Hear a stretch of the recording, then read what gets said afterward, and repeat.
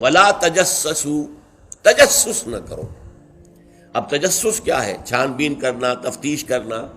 ظاہر بات ہے کہ بعض معاملات میں تو یہ ہماری ضرورت ہے، تجسس سے تو ظاہر بات ہے کہ کوئی چارہ کار ہی نہیں ہے۔ آخر مجرموں کی تفتیش ہوتی ہے تو تجسس اس میں ہوتا ہے، ایک دوسرے کے ملک کی جاسوسی ہوتی ہے، وہ بھی در حقیقت اپنی حفاظت کے لیے ہوتی ہے کہ وہاں کیا کچھ تیاریاں ہو رہی ہیں تاکہ ہم کو بندوبست کر سکے اس کے توڑ کا۔ تو تجسس ہر حال میں برا نہیں ہے۔ اسی طرح ایک بہت بڑا اخلاقی مسئلہ پیدا ہو گیا تھا جب جمع حدیث کا معاملہ شروع ہوا ہے۔ تو جب محدثین نے یہ چھان بین شروع کی راویوں کے بارے میں، فلاں شخص نے فلاں سے روایت کی، اب وہ جاتے تھے اور پتہ کرتے تھے ماحول میں اس شخص کا کردار کیسا ہے، اپنے ماحول میں اسے کیسے پہچانا جاتا ہے، ایک نیک اور شریف اور سچے انسان کی حیثیت سے یا جھوٹے اور دغاباز انسان کی حیثیت سے۔ اس کے لیے تفتیش کرتے تھے، کیونکہ اگر اس کا کردار اچھا نہیں ہے، اگر اس کی شہرت اچھی نہیں ہے تو پھر ہم اس سے حدیث نہیں سنیں گے۔ کیا پتہ اس نے اس حدیث میں ملاوٹ کر دی ہو، کیا پتہ اس نے خود اپنی جی سے گھڑ لی ہو۔ تو یہ احتیاط کی گئی۔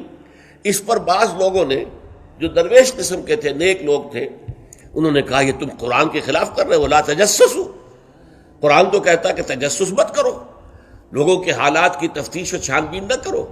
تو جواب دیا گیا نہیں، یہاں یہ در حقیقت ایک دینی ضرورت کے طور پر ہے، اور جواب بھی اسی صورت سے دیا گیا۔ وہ جو آیت ہم پڑھ چکے ہیں، یا ایھا الذین آمنوا ان جاءکم فاسق بنبأ فتبینوا ان تصیبوا قوما بجہالۃ فتصبحوا علی ما فعلتم نادمین۔ یہ آپ کو معلوم ہے کہ یہ آیت نمبر 6 ہے اسی سورہ مبارکہ کی، ہم پڑھ چکے ہیں۔ اہل ایمان، تمہارے پاس اگر کوئی فاسق آدمی، غیر متقی آدمی کوئی خبر لے کر آئے تو تحقیق کرو، چھان بین کرو۔ ایسا نہ ہو کہ تم اس کی خبر لائی ہوئی خبر پر اعتماد کر کے کوئی اقدام کر بیٹھو، کسی گروہ کے خلاف، کسی قبیلے کے خلاف جو ہے حملہ کر دو، اور پھر بعد میں تمہیں پچھتانا پڑے کہ خبر تو غلط تھی۔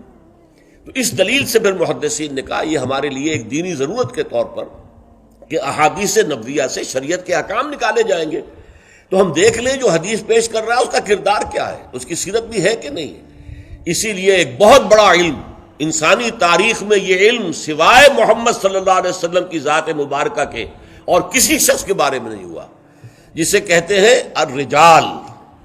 یہ علم الرجال جو ہے کہ تمام جو صحابہ تابعین ان کی شخصیتوں کا پورا تجزیہ یہ کر دیا گیا۔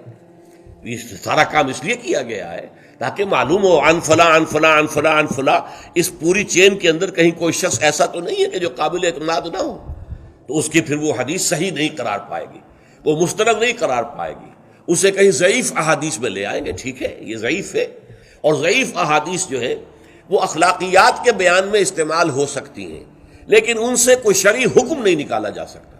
شرعی حکم کا استنباط جو ہے وہ صحیح اور پختہ اور مستند احادیث سے ہوگا۔ تو یہ ہے تجسس کے بارے میں۔ البتہ جس چیز سے روکا گیا ہے وہ کیا ہے؟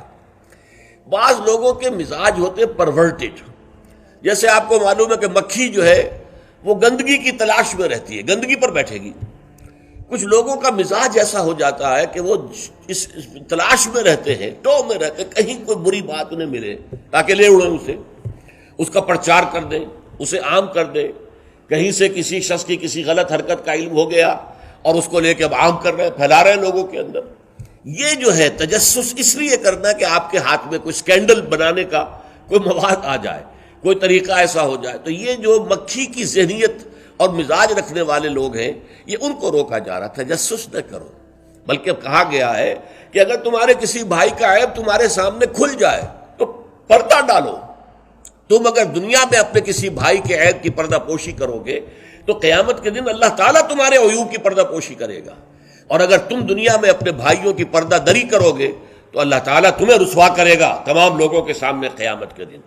تو یہ تجسس جو ہے یہ برا ہے۔ بعض لوگوں کا مزاج ہوتا ہے، یہ دو بھائی جو ہیں ان میں کبھی جھگڑا نہیں ہوا، کیا بات ہے، اب وہ اندر جا کے ٹو لے رہے ہیں، کہیں سے کوئی مسئلہ نکال لیا، اس سے بھڑکایا تاکہ لڑیں آپس میں، اور پھر یہ کہ وہ بھس میں آگ لگا کے جمالو دور کھڑی تماشا دیکھ رہے ہیں کہ یہ لڑ رہے ہیں آپس میں۔